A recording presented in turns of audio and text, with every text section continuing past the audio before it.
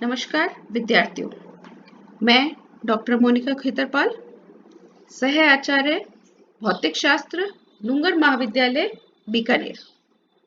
अपने BSc part second की lecture series में मैं आपको थर्ड पेपर ऑप्टिक्स प्रकाशिकी पढ़ा रही थी। हम 2 यूनिट्स एमजीएस यूनिवर्सिटी के हिसाब से कंप्लीट कर चुके हैं। मेरे पिछले लेक्चर में अपन ने थर्ड यूनिट इंटरफेरेंस स्टार्ट की थी। व्यतिकरण को समझाने के लिए अपन ने यंग का द्विस्लिट का प्रयोग देखा था, यंग डबल स्लिट एक्सपेरिमेंट। क्या है ये एक्सपेरिमेंट? मैं उसको थोड़ा सा ब्रीफ में बता रही हूं। यहां पर हमने एक वर्णीय प्रकाश स्रोत S माना है, मोनोक्रोमेटिक लाइट सोर्स है मेरे पास S। इस मोनोक्रोमेटिक लाइट सोर्स से कुछ डिस्टेंस के ऊपर ये मैंने एक कागज का गत्ता रखा है। इस कागज के गत्ते के अंदर हमने 2 छेद किए हैं। उन 2 छेदों को हम स्लिट कहते हैं, S1 तथा S2। ये जो S1 S2 हैं, ये मेरे सोर्स S से इक्वल डिस्टेंस के ऊपर हैं।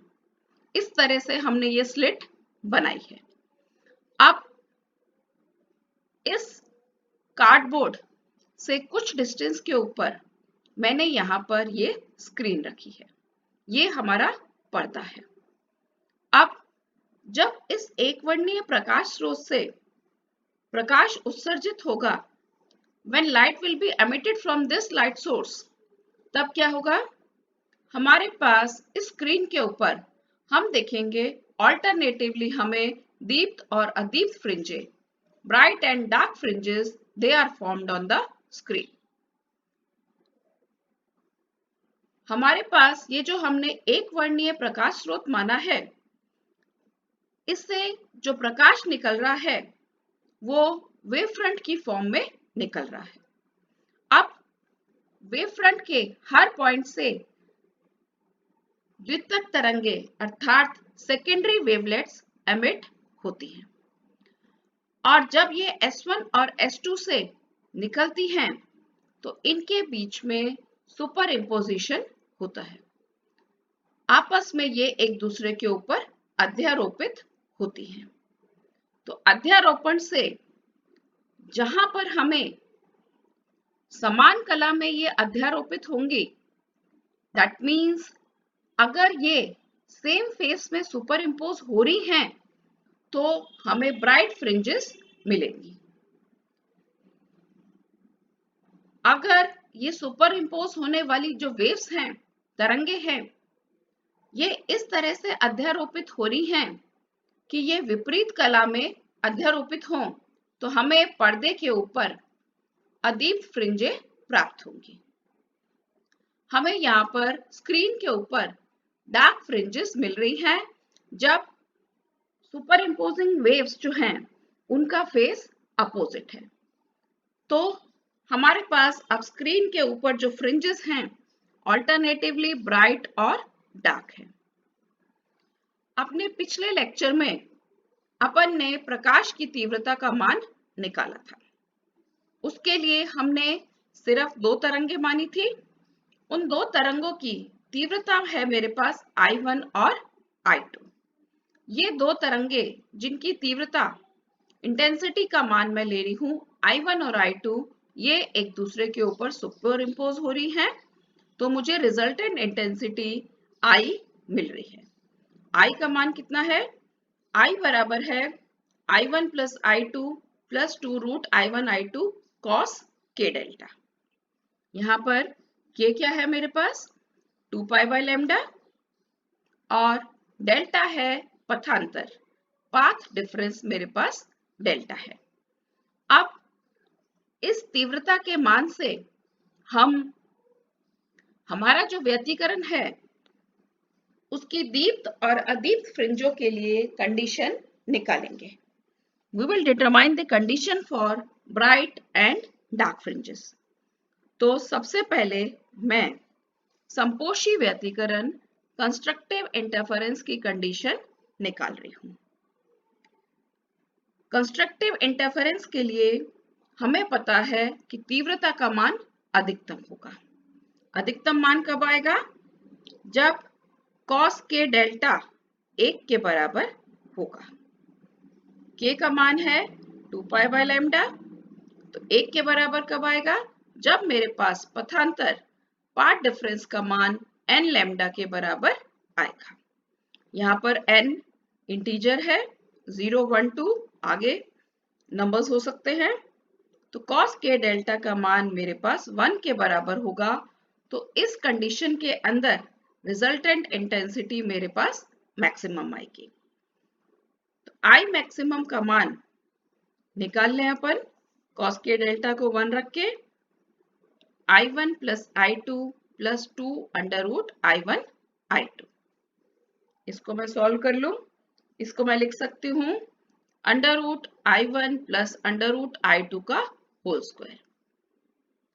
तो हमारे पास परिणामी तीव्रता का मान अधिकतम के बराबर है, और यह अधिकतम तीव्रता आ रही है जब हमारे पास पाथ डिफरेंस n लैम्डा के बराबर है। अब मैं कंडीशन मानूं कि मेरे पास जो दोनों हमने तरंगे ली हैं, जिनकी की तीव्रता इंटेंसिटी मेरी मानी हुई है I1 और I2, वो मैं इंटेंसिटी बराबर लूं।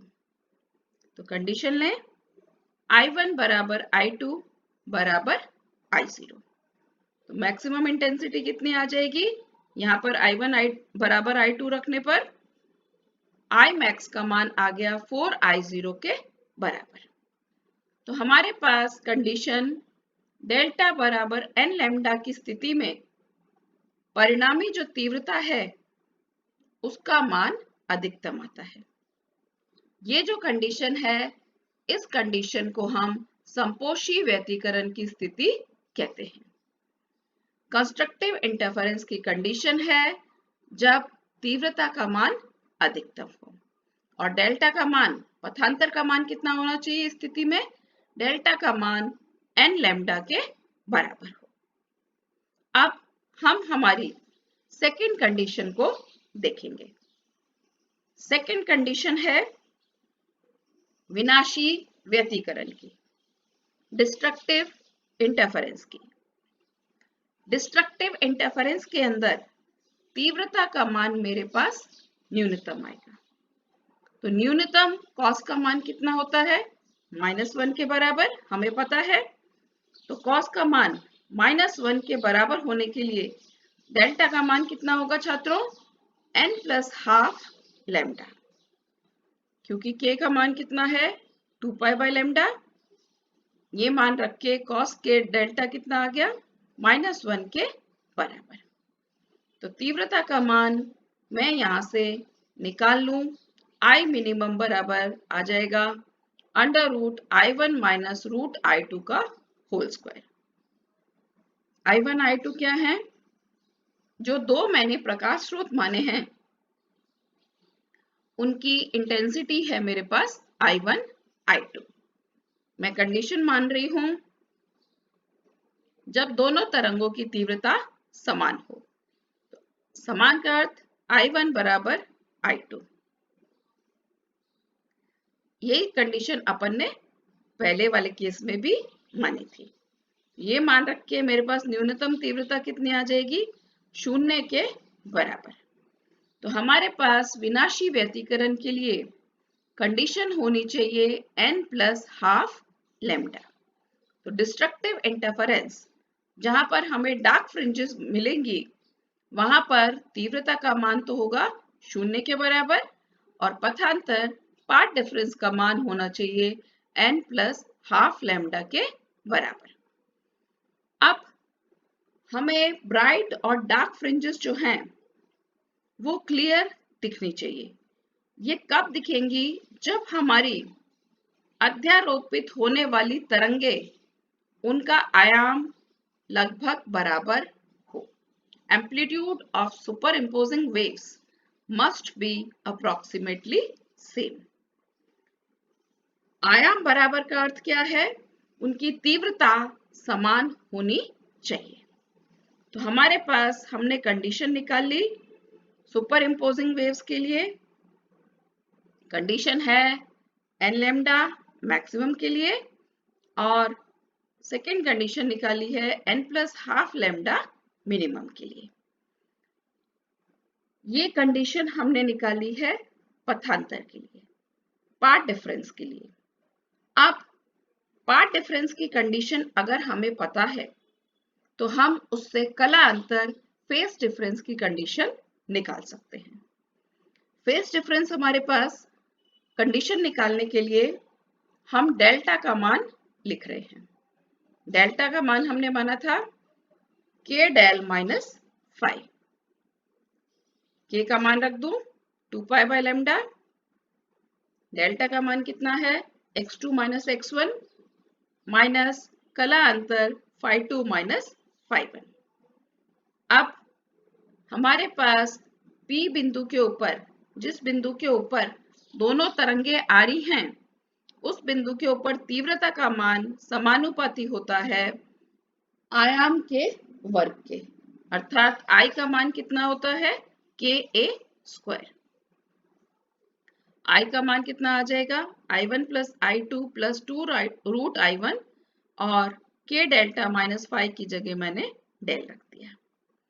अब यहां से हमने पहले जैसे कंडीशन निकाली है अभी पाथ डिफरेंस के लिए, अब मैं कंडीशन निकाल रही हूं फेज डिफरेंस के लिए। फेज डिफरेंस है डेल्टा, कला अंतर है मेरे पास डेल्टा। मैक्सिमम के लिए क्या कंडीशन होती है? कॉस डेल्टा का मान 1 के बराबर होता है। मैक्सिमम मतलब संपोषी व्यतिकरण। कंस्ट्रक्टिव इंटरफेरेंस के लिए कॉस डेल्टा 1 के बराबर होगा। तो डेल्टा का मान कितना होना चाहिए? 0, 2 पाई, 4 पाई, दैट मीन्स 2n पाई होना चाहिए। पाई का सम मल्टीपल हो तब हमारे पास तीव्रता का मान अधिकतम के बराबर आएगा। इसी तरह न्यूनतम तीव्रता के लिए, विनाशी व्यतिकरण के लिए, condition for destructive interference must be cos delta equal to -1।